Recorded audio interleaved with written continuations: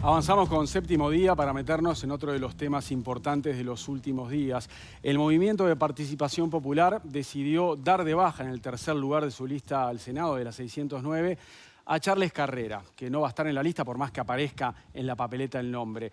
Recordemos que Carrera, aparte unas horas antes, había resuelto renunciar a su banca en el Senado después del pedido de desafuero que hizo la fiscal Silvia Porteiro. Lo que dice Porteiro y lo que se está investigando es el presunto delito de abuso de funciones que habría cometido Carrera durante su gestión como director general de Secretaría del Ministerio del Interior durante la administración Eduardo Bonomi. ¿Qué dice la Fiscalía?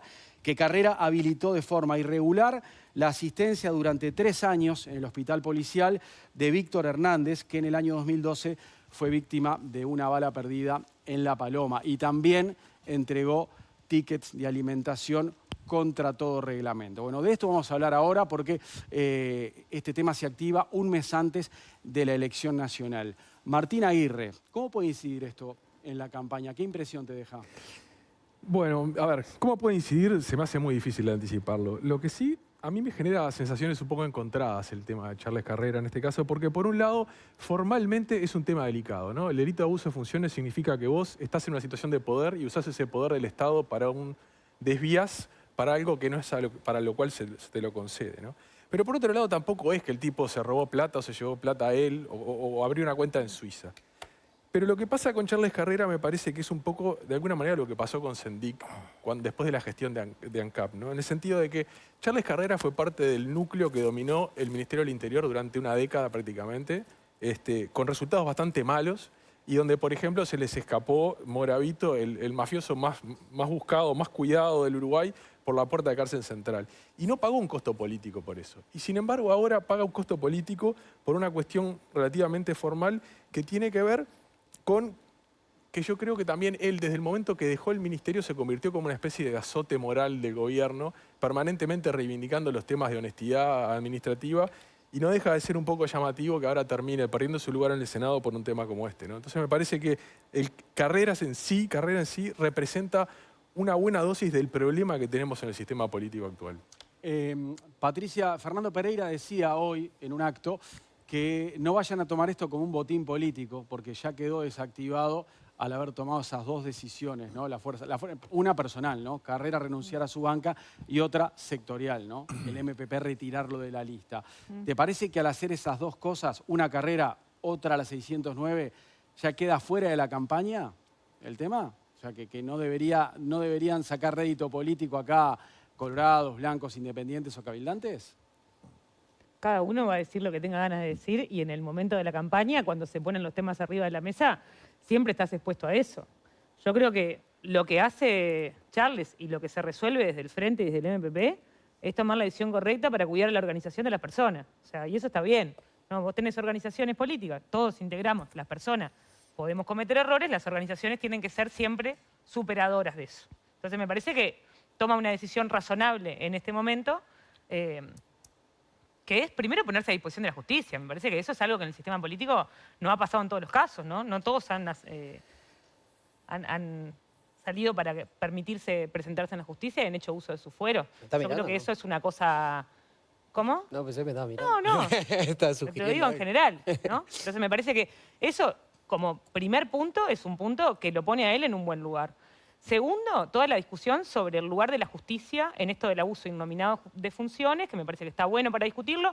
¿En campaña? No, es imposible discutir esto en campaña. Pero hay una discusión para dar, ¿no? Y escuchaba a Botinelli hablar sobre la judicialización de la política y en realidad, a lo que dice Martín, vos podés decir, bueno, es el núcleo que, no me acuerdo cuál fue la palabra que usó. Yo diría simplemente que gobernó el Ministerio del Interior y vos podés decir, bueno, no pagó costo, depende, después perdimos las elecciones. ¿No? Me parece que los costos políticos o los errores políticos se pagan políticamente. Si la justicia establece que hay algo de lo que se hizo que no está en el marco de la justicia, entonces él se va a presentar a la justicia para eso. Que no fue lo que pasó en otros casos donde las personas deciden no presentarse a la justicia y hacer uso del fuero. Me parece que ahí hay un punto. Bien, Botana, ¿es correcto poner este tema en la campaña electoral? No, lo que no es correcto y lo que me sorprende a mí es la actitud del Frente Amplio. Para empezar, el tema es del senador Carrera. porque va a ser ex senador o va a ser Charles Carrera el día que el Senado le acepte la renuncia. Antes, senador. Es un senador que renunció a su banca. No. Él renuncia a la banca, claro, a su todavía banca, no se la aceptaron. Sí. Claro, pero después el tema, bueno, es que firmó los vales, es que generó la atención en un hospital al que se le descuenta a cada funcionario policial un 4% de su sueldo para financiarlo. Y el tapujeo absoluto de la situación original. ¿No estaba informado el Frente Amplio de eso? ¿No pesó? Cuando se escondió el hecho del tiroteo, la bala perdida, esa situación. Pero está en la ¿O el justicia. Frente Amplio estaba tan confiado de que la Fiscalía iba a seguir tapando y tapando como tapó ANCAP, como tapó lo de ALUR, como tapó lo de Gasallago, como... Bueno, yo tengo en mi celular un abecedario entero. ¿De qué? Con todas las letras de hechos de corrupción de ese periodo. De los cuales y de todos los de las denunciados, intendencias del Partido Nacional no los tiene. Investigados, no los tiene. Todos investigados. Y bueno, y claro, la Fiscalía, con aquel hombre Gómez a la cabeza, tapando. Si era el periodista Preve, no pasaba nada. Si era el periodista Álvarez, allanamiento de su radio. Tuvieron que contratar una empresa internacional. Si eran algunos, se los juzgaba por convicción. Si eran otros, casos como estos, ANCAP, etc., por más que estaban todos los elementos y había convicción, no porque no se podía llegar hasta el fondo del detalle de la investigación. Entonces, de verdad, bueno, a la fiscal Fossati, mientras investigó a Astesiano, divino, todos felices. El día que fue a investigar a Leal, ¿qué pasó? Para afuera a la fiscal Fossati. La fiscal Alfaro y su comportamiento, el archivo de expedientes, cuando Iglesias archiva expedientes, Richard para afuera. No, claro. Entonces, ¿cómo puede afectar esto al Frente Amplio? Pero a mí lo que me sorprende... A mí no me sorprende lo de Botana. Sabiendo todo esto, lo ponen. Richard dice, no me sorprende. No me sorprende. A ver, la pregunta que le hiciste la responde él. Lo estás usando en campaña. A mí me parece que, a ver, si es blanco porque es blanco, si es negro porque es negro. Me parece que está en la justicia. No, está en campaña porque se jugó tarde, Richard. Está en campaña porque se jugó tarde. Yo te escuché muy atentamente. Yo te escuché atentamente. A ver, tenés respeto por los que hablan. Dejemos a Richard. A ver, no. Tenés el cucurucho siempre. Vos aguantá un cachito, que no hay apuro. Entonces, yo creo que fue correcto. Un fiscal que cuando hace un pedido como el que debe tener seguramente fundamentos, pide que se trate el desafuero. Tiene evidencia. El Charles Carrera toma el tema, renuncia, la fuerza política lo baja de la lista. A ver, ¿qué más se podía hacer? Ahora está en la justicia laudará. Yo no me atrevo... ¿Le puede costar caro al MPP esto? No tengo idea. La verdad que no tengo idea si le puede costar Digo, caro. en votos. A ver, no creo. No creo porque, a ver, lo de Artigas le puede haber costado caro al Partido Nacional, ¿sí o no? Que fue una cosa también embromada, ¿no? Desde el punto de vista de la corrupción. Yo creo que hay un 13% de indecisos que andás a ver de qué nichos son. Por lo tanto, creo que la actitud y lo que realizó tanto Charles Carrera como la fuerza política y el Frente Amplio es correcto. Me hubiera gustado que los demás partidos, ante un hecho parecido, hubieran actuado de la misma manera. ¿Puedo opinar? María Eugenia, sí. Primero que nada, autocrítica que veo que no tiene el Frente Amplio, ¿no? Autocrítica. ¿Por qué? Esto claramente golpea en el corazón de la campaña de Orsi porque se llaman la honestidad. Ellos se venden como la honestidad, pero en realidad... Gobierne la honestidad. Que gobierne la honestidad, claramente, que fue lo que no gobernó en los 15 años de los gobiernos del Frente Amplio, porque como dice muy bien Sergio Botana, hubo muchos casos de corrupción en los gobiernos del Frente Amplio. Y este caso no es de ahora, este caso fue creo que del año 2012, el Frente Amplio lo defendió permanentemente hasta hace 2 días que la justicia pidió el desafuero del senador. Y no les quedó otra que decirle, bueno, Charles, bájate porque claramente nos estás comprometiendo y nos estás pegando de lleno en la campaña electoral. Esto es una situación que le está generando un daño al Frente Amplio, por supuesto. Pero además, esto más allá del delito de abuso de funciones, es corrupción. Charles Carreras es corrupto. Utilizó fondos públicos para beneficiarse él o para beneficiar a un tercero. hizo que una persona se atendiera no siendo beneficiario del hospital policial, hizo que su esposa se atendiera en el hospital policial no siendo beneficiaria del mismo. Pagó tickets de alimentación con fondos de un retiro policial, es decir, le sacó los fondos a los policías, le robó a los policías. Esto hay que decirlo de esta manera, porque para que la gente lo entienda. Y además, una cosa, la justicia, cuando pide el desafuero, habla muy claramente de que lo va a formalizar, es decir, hay evidencia contundente de que estos hechos sucedieron y lo que se pretende justamente es poder formalizarlo. No es que hay fundamentos, hay evidencia, hay pruebas. Que va a ser imputado. Exactamente. Santiago, ¿te parece que actuó bien el Frente Amplio y el MPP en este caso? Yo creo que en términos de campaña electoral aisló el problema rápido y lo cortó de raíz con las dos cosas que tenía que hacer, que era que renunciara a su banca y que después se dieron cuenta que si no renunciaba a su lugar en la lista iba a ser senador pocos días después. Pero alguna cosa que Una reacción rápida. Sí, reacción rápida en términos de estrategia electoral, digamos, como pasó otras veces. Pero hay algunas señales que no están buenas en general. Saquémosle si quieren que es el Frente Amplio y Charles Carrera, a pesar de que es el tema en cuestión, ¿no? Primero el debate moral, ¿no? Carteles por toda la ciudad con la cara llamanduerse que dicen que gobierne la honestidad. El tercero en la lista de senadores de su grupo político, llamado a la justicia, ¿no? Pidiendo un desafuero. Entonces, primero, cuidado con esas cosas, porque está bárbaro con hacerle caso a súper asesores extranjeros y estrategas que son unos crap, pero después te pasan estas cosas, te revientan en la cara. Segundo, los aplausos. Todas las personas que estaban viendo el informativo vieron el día que Charles Carrera anuncia su renuncia, que todo el universo que está alrededor de él lo despide con aplausos como si fuera un héroe. Pésima señal del sistema político. Pésima señal del sistema político. Y tercero, el contrarrelato, que ya salen varios jugadores, como por ejemplo Fernando Pereira, a decir que en realidad todo fue una causa humanitaria, fue para ayudar a una persona. Cuando sale la misma persona o su hermano a decir que fue para encubrir una cosa. Entonces, creo que hay algunas señales que lo que le muestran a la persona que está del otro lado, repito, si quieren saquemos que es el Frente Amplio en este caso, que los políticos tienen otra vara para la justicia. Y me parece que es una pésima señal para los que están mirando del otro lado en este caso. ¿Turco? Al contrario, me parece una buena señal. Me parece que... ¿Cuál es la buena señal? La buena señal es cuando alguien, que no ampararse en los fueros. Me parece que cuando un político se ampara... Podría haber sido un camino perfecto. Expliqué, Turco, no sea malo. ¿Cómo? Expliqué, dije que está bien una cosa, perfecto. pero hay tres cosas distintas. Bueno, de la primera estamos de acuerdo de que es una buena señal. Ahora, ¿qué piensa la señora que está en su casa, que no está metida en la rosca de la política como muchos de nosotros? Sí. Me parece un montón lo que dice María Eugenia, que es para beneficio propio. Pareciera que estamos armando como una madeja de el beneficio de enriquecerse. Pero es así lo que pasó. ¿De enriquecerse? No, pero, a ver, utilizó fondos públicos para beneficio de un tercero. Me parece que utilizó fondos de un retiro policial para pagarle tickets de alimentación a esta persona que tuvo internada 3 años y medio. Pero eso es lo real. Estoy hablando. María Eugenia, que así termina... No, breve, me parece que es importante dejar en claro que se puedan hacer cosas, no en este tono, cuando simplemente es motivado por la campaña electoral de dejar entrever que se enriquece una persona para un fin personal, económico, cuando esto no fue así. ¿Puede ser juzgable? Sí. ¿Está en la justicia? Sí. ¿Se va a investigar? Sí. ¿Es una buena señal que los políticos no se amparen en los fueros? Sí, también. Pero escúchame, perdóname, Turco, una cosa. Lo que vos estás criticando, ¿no es lo mismo que hizo Charles Carrera en los últimos 4 o 5 años con cada cosa que salió del gobierno? O sea, permanentemente generando esa suspicacia, esa acusación liviana de que hay corrupción, corrupción, corrupción ante cualquier caso público. Eso es a mí un poco lo que me rechina de lo que está pasando en la política. ¿Pero estamos analizando lo que hizo Charles Carrera en los 4 años o estamos analizando lo que pasó ahora? Por el puerto, particularmente con el puerto, donde me consta que en el gobierno anterior de Charles Carrera hubo gestiones para hacer un acuerdo bastante similar a la que hizo este gobierno y estuvo durante los 5 años sugiriendo que había habido corrupción y que alguien se había llevado plata para el bolsillo.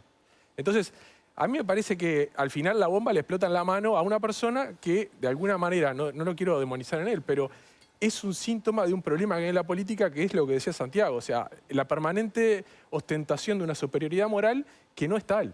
Pero además, dijimos el perdón, no Leo. Agregaría algo, nomás que no fue dicho, que me parece importante, que es que Mujica calificó la actitud del MPP como pusilánime en este caso. Y generó malestar en el MPP. Y bueno, y a partir de ahí se lo bajó. Pero algunas cosas al respecto, además, porque también no todo el mundo tiene que conocer el fino del caso. Cuando María Eugenia hablaba de desvíos de fondos fue porque lo que se hizo fue ingresar a una persona que no tenía derecho a ser atendida en el hospital policial, se le falsificó un rango policial, es decir, para ingresarlo dijeron, este es subayudante o subalterno, tanto, no sé qué. O sea que además se fraguaron documentos internos del hospital policial. Y la suma total de todo este universo serían alrededor de $260.000, 10 millones de pesos. Va más allá de si no se la llevó a la casa. Los fondos, la plata de la gente, los fondos públicos, no son para usar a discreción. Y decía Sergio hace un rato, el hospital policial es para funcionarios policiales de los cuales se les descuenta 4% del sueldo. A todos nosotros los que laburamos nos descuentan FONASA y el que puede además se paga otra parte. ¿Qué derecho tiene a cualquiera? Otra cosa que no hemos dicho, ¿no? Esta persona que fue baleada y dejada, Hernández, sí. que dejada paralítica en un hecho lamentable, la investigación judicial nunca se pudo terminar, entre otras cosas porque el Ministerio del Interior no hizo una buena investigación. Nunca se comprobó quién disparó, por ejemplo. Sí, pero Exacto. con un hecho. O sea, que eso es lo más... Que la solidaridad se terminó el día que la justicia archivó el caso. No, que presentaron, el caso, cuando presentaron ese la día demanda civil. Lo sacaron del hospital y lo mandaron a la casa. O sea que la solidaridad esa de la que habla Pereira fue hasta ese día. A partir del momento de la demanda civil, como dice Santiago. Patricia, si ¿tenés algo más para decir esto? Si no, metemos en otro tema. No, que una de las cosas que me parece que le hace mal al sistema político es esto que hace Botana como de hablar de los otros sin hablar de los propios. A mí una cosa que me parece, y nosotros lo hemos dicho siempre, es que cuando uno está en un cargo de responsabilidad política, toma decisiones económicas y toma decisiones de gestión. Y esas decisiones, uno se hace responsable políticamente de las decisiones. Todos los que manejamos fondos en algún momento... Disculpame. Disculpame. Pero violó la ley. Disculpame vos. No está tomando decisiones. Está bien, corazón, pero si violó la ley, entonces va a ir No soy tu a corazón, juicio pero- y en ese caso... Violó la ley. Está bien. clarísimo. En 2 oportunidades. Eso es lo que vos considerás. No, es lo que dice Es la lo que vos justicia, considerás. Patricia. Vos hizo pasar a una estás haciendo persona con- como Lo que que dice era la fiscal, ahí va. beneficiaria del hospital policial cuando no lo era. Es lo que Utilizó dice la fondos fiscal. que no eran Fiscal, correspondientes. O sea, ¿Puedo seguir yo o seguimos hablando de tus Pero, consideraciones? Porque si no Patricia- yo puedo terminar No, una pero- idea, estaba tratando de decir algo. Termina Patricia ¿no? la idea. dale. Entonces me da la sensación, además, de que una de las cosas que no logramos hacer entre todos es decir, bueno, en la gestión, en el manejo de los fondos, hay cosas que pueden ser legales, pero están mal desde la perspectiva de la ética. Y esa es la discusión que tenemos que dar. Si nosotros consideramos que hay cosas que son deshonestas, por ejemplo, de ninguna manera un senador del Partido Nacional no puede nombrar, dentro de los casos del ABC, no puede no hablar del caso de Artigas o de los casos de corrupción de las intendencias del interior, que son abrumadores. ¿Me parecen igual de mal todos los casos de corrupción? Sí. Discutamos eso políticamente y discutamos la estrategia política. Si eso es ir a la justicia, lo del abuso innominado de funciones.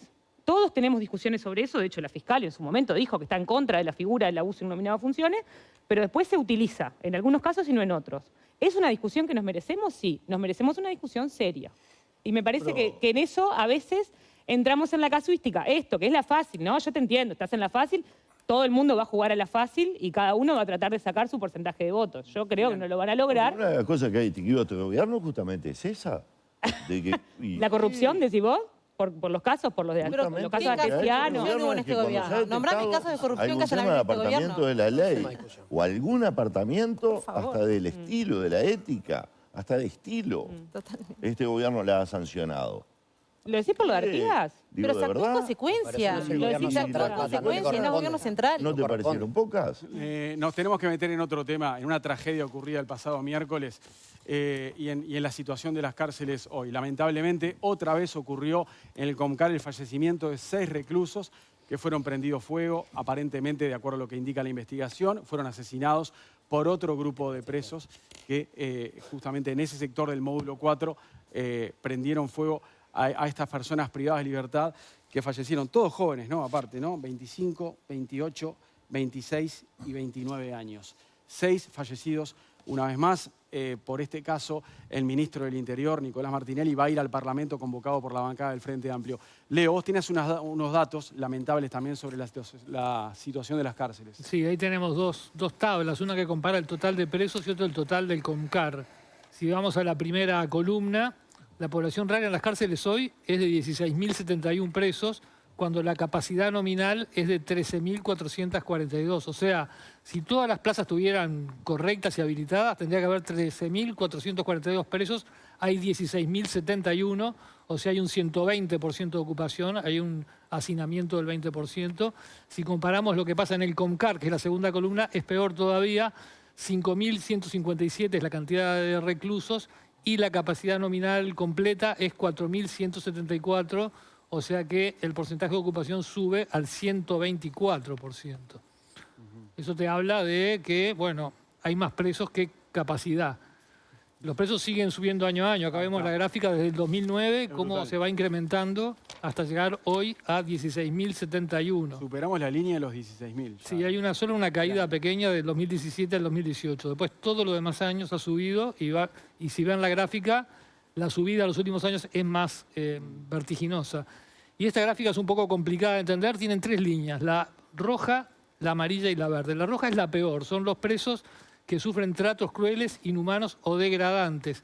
En 2016 arranca en el 33%, hoy estamos en el 43%, y de 2020 ha venido subiendo, 33, 34, 41, 43. Esa es la gente que está en peor condición. La amarilla es los que están en una situación mala, pero no tan mala, que es insuficientes condiciones para la integración social. Naranja para mí. Sí, bueno, naranja, bueno, perdón. Yo veo todo en amarillo y negro. Esta arranca en 2016. Qué fácil. Estaba programado esto. Sí. Y bueno, esa ha tenido picos, llegó al 56 en 2020-2021, ha mejorado algo, bajó al 44 y ahora bajó al 40%. Y la verde, que es la mejor son presos que están recluidos con oportunidades de integrarse socialmente, arranca en 2016 con 26% y hoy está en apenas 17%, aunque en los últimos 3 años ha tenido una suba de 10, 15 a 17. Pero igual está por debajo. No es muy alentador el panorama, son líneas que aparte no siguen una tendencia muy clara, salvo la roja, que parece seguir una tendencia ascendente bastante clara y es la peor, ¿no? Martín, ¿qué querías acotar? No, a mí lo que me parece, me da un poco de pena que esto ocurra en medio de una campaña electoral, porque la situación de las cárceles es realmente una tragedia que la sociedad uruguaya en general no quiere reconocer. Nosotros en el diario hacemos notas periódicamente sobre la situación y la realidad es que no las lee nadie. Es como que la gente cree que las cárceles son una cosa que a él nunca le va a tocar. Y la realidad es que nosotros, el Estado, no puede... Es interesante eso que decís. La gente no entra a leer esas notas. No, es como que ignora la realidad. Cuando uno va a la cárcel y se da cuenta que son uruguayos que están bajo la custodia del Estado viviendo situaciones realmente trágicas y generando un caldo de cultivo para la violencia que después estamos padeciendo afuera en buena medida también. Turco, ¿qué se puede decir de esta tragedia? ¿Qué relación tiene esto con el colapso de nuestro sistema carcelario? Yo creo que el colapso del sistema carcelario es realmente enorme. Me tocó trabajar a diario en las cárceles, primero en forma en una ONG, después me tocó en ACE, trabajar en el contexto de poblaciones vulneradas. Y yo creo que el gran fracaso es la fragmentación del Estado, la omisión del Estado en esta población y 2 discursos. Un poco lo que decían del poco interés que tiene la gente, pareciera que fuera algo como, bueno, se lo merecen, ¿sí? Hemos escuchado todos que se pudran en la cárcel, pero tenemos que pensar que esa población va a salir. Entonces, creo que hay 2 discursos. El ético, que son condiciones de derechos humanos para las personas. Sabemos que hay personas que nos están mirando que entienden que no son derechos para estos humanos los derechos humanos, pero pensemos también en lo que pasa con estas personas cuando salen de la cárcel, que son los que recibo yo en donde trabajo, en el asentamiento. Estas personas salen con una gran alta carga de enfermedad, comiendo prácticamente basura durante su estadía, se come rancho, lo que se dice en rancho en la cárcel, que genera enfermedad, sobrepeso, consumo problemático de sustancias. Atendemos a las personas cuando salen de la cárcel con un síndrome de abstinencia terrible, con sustancias que son de la peor calidad que hay en el mercado y aún más caras, que se pagan a veces con sus familias que son rehenes de eso. Con un ambiente, con un corte de vínculos. Me parece fundamental. Nada de eso se aborda en forma interdisciplinaria. Entiendo que hay un problema de salud con infecciones, que podemos hablar horas del problema de salud que se le genera a esa persona. Entonces, lo pondría en 2 líneas. El problema que está en la entrada, el que está durante y el que seguimos teniendo cuando las personas salen de las cárceles. La pregunta esta es para todos. Que arranque el senador Sergio Botana. Esta cuestión, este tema tan delicado, ¿fue tratado de manera adecuada por los políticos, ya sea en esta gestión o en las pasadas? Bueno, el informe Novak, aquel del 2009, hablaba de un hacinamiento brutal. Ahora tenemos 4.000 presos más que en el final del sistema, en el final del gobierno del Frente Amplio. Entonces, ¿cuál es la solución? ¿Es la desprisionalización esa que está proponiendo el Frente Amplio en su programa de gobierno? No. Lamentablemente acá hay que abordar toda una cuestión social, pero acá lo que tenemos que hacer es más cárceles y más capacidad de las cárceles. Y el gobierno pasado no hizo nada en ese sentido, a pesar de que fue advertido. Este gobierno ha construido 1.800 plazas y ahora tiene una licitación ahí en Libertad, 3 módulos de 460 plazas cada uno, más 50 lugares. Ya también está en construcción el de género, con perspectiva de género, para 850 mujeres. Eso es lo que hay que hacer, amén del tratamiento de todos los temas que señalaba el Turco, que de verdad hemos visto altísima preocupación de este gobierno en toda una serie de programas en la situación interna de la cárcel y a la hora de la salida, para la formación laboral, la cuestión social, la atención de la persona. Estamos con otro problemita también, y esto es interesante en la cifra que mostraba Leo recién.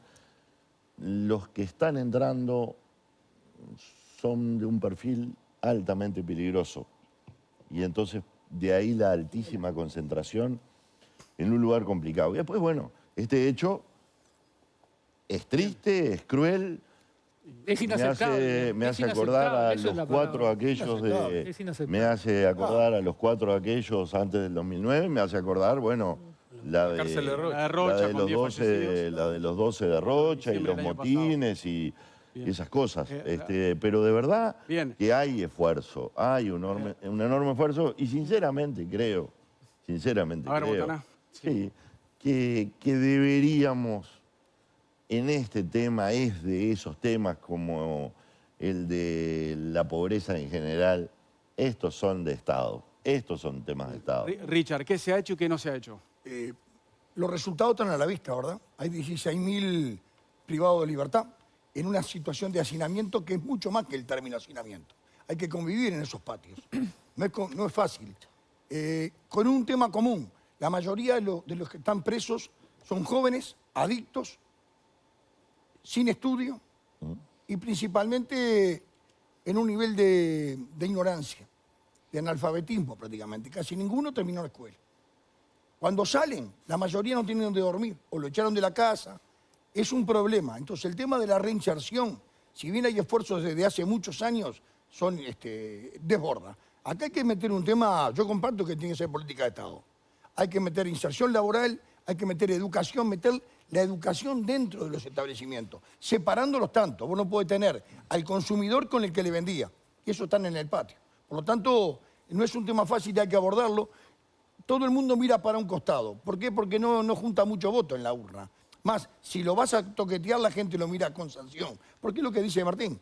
Mucha gente dice, están ahí, bueno, por algo están. Yo creo que hay que preocuparse, no porque cayeron, hay que preocuparse cuando salen. La reinserción va a ayudar muchísimo a una sociedad más sana. María Eugenia.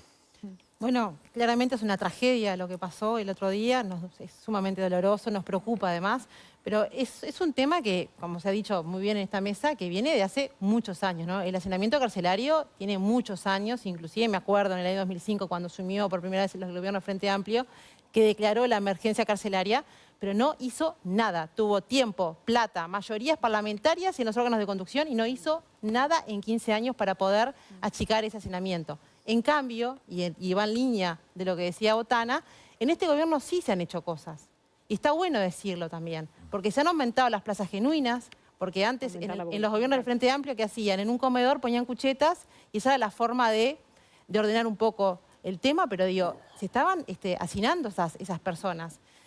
Se van a ampliar, como dijo muy bien Botana, las plazas en la cárcel de mujeres, son 850 plazas más. En fin, este gobierno en el 2025 va a entregar casi 4.000 plazas genuinas más en las cárceles. Y eso es importante porque como meta este gobierno se puso el hacinamiento cero y se está trabajando en consecuencia y seguramente podamos lograrlo. Pero hay un plan claro, que eso es lo importante, y se están haciendo cosas. Patricia.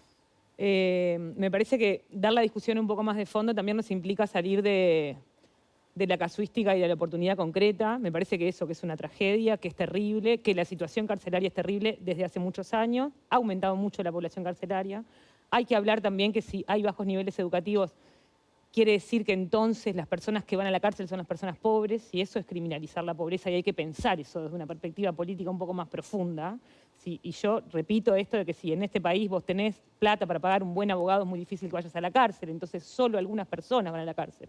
Entonces hay que empezar a discutir de fondo también, por ejemplo, en el caso del microtráfico, cuál fue la estrategia en relación al narcotráfico que se hizo a partir de la LUC.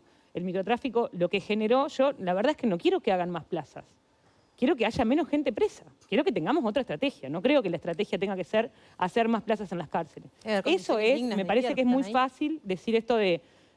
porque eso sí me parece un uso burdo, de decir, bueno, lo que tenemos que hacer es sacar a la gente que comete delitos afuera y dejarla. No, no estoy diciendo eso. Lo que estoy diciendo es que hay que repensar cómo las personas pueden construir estrategias de vidas posibles, que en este momento no lo puede hacer todo el mundo, y sobre todo con el avance del narcotráfico. Pero hoy las cárceles tienen más población de la que pueden tener. Entonces hay dos caminos, o hacer más plazas o liberar presos. No hay un tercero. Bien. Bueno, pero ¿qué es liberar presos? Porque también en esto, perdón, porque a mí me parece una cosa importante en esto que vos decís. A mí me parece interesante lo que vos decís cuando vos decís liberar presos. Cuando vos decís liberar presos, la gente que piensa, bueno, van a empezar a soltar un montón... No, hay un montón de personas que tienen penas súper avanzadas, que tienen posibilidades por estudios y por trabajo. Y el punto es si vos vas a acompañar a esa persona a tener un mejor trayecto y a decir, bueno, vas a salir con laburo, vas a tener un lugar donde vivir, ¿no? Te vamos a dar seguimiento. Pero ¿Eso se puede hacer? Sí, se puede hacer y puede funcionar. Te lo hago como pregunta. Ante ese hacinamiento que veíamos, que hay un 120% hay 100% más 20% de hacinamiento, tu solución sería liberar No, mi solución no.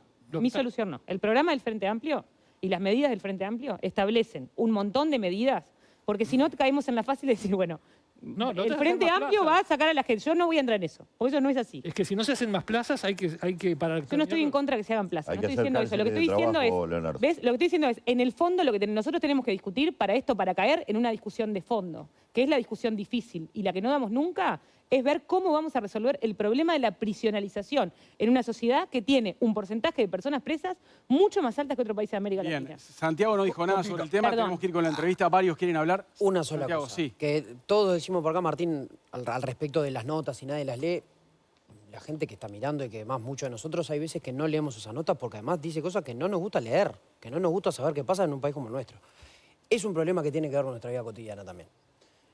Porque más o menos todos los partidos políticos con representación parlamentaria estamos al tanto de que una de las prioridades de política de Estado del Uruguay son la gente en cárcel, la gente en situación de calle, la pobreza ni que hablar, y la seguridad. Creer que todas esas no tienen un vínculo inmediato, para lo cual tenemos que hacer cosas duraderas y con inversión en políticas públicas importantes, es no entender que sí son problemas de nuestra vida cotidiana. 17 asesinados van este año en las cárceles. Es brutal. Solo este año. El tiempo se acabó, pero hay dos personas que me están levantando la mano hace rato. Sí, el Turco y Richard. A ver. Bien, breve porque no voy a sumarlo mucho. Yo creo que vivir en la cárcel, quienes trabajamos en la cárcel, para los trabajadores, para los privados de libertad y para la familia es un infierno. Esto es un extremo que fueron personas quemadas vivas, pero la cotidianidad es un infierno. Y lo que nunca puede pasar, que es lo que pasa hoy, que es que la condena se paga con salud. Y eso es terrible. No se resuelve ampliando las plazas, no se resuelve. Hay que ver que hay un 70% de reinserción, hay que trabajar allí. Y eso es con educación y posibilidades de empleo. Si los boticas cuando salen tienen dónde dormir, tienen empleo asegurado por un tiempo, es otro el panorama. Hay un 70% más o menos que reincide en poco tiempo al salir. Bueno, esa es la donde hay que atacar. Bien, pero Richard, igual eso es a mediano plazo, porque hoy hay 4.000 personas que no tienen dónde dormir en las cárceles. Hay que hacerle un lugar para dormir. A ver, Botana, cortito que me tengo que para comer y para ir al baño. Tenemos que generar cárceles de trabajo, donde cuando alguien entra a la cárcel elija si va a la cárcel común o a la de trabajo. Y en la de trabajo, por supuesto, tener todos los hábitos que tiene una persona. Pero eso ya pasa. Lo ampliaremos. Hay que saber, ¿no? Eso ya pasa. Pero no el modo que estamos proponiendo. Bueno, me voy con el candidato de Cabildo Abierto y en un rato seguimos con ustedes. Hoy nos visita Guido Manini Ríos, senador de la República, líder de Cabildo Abierto.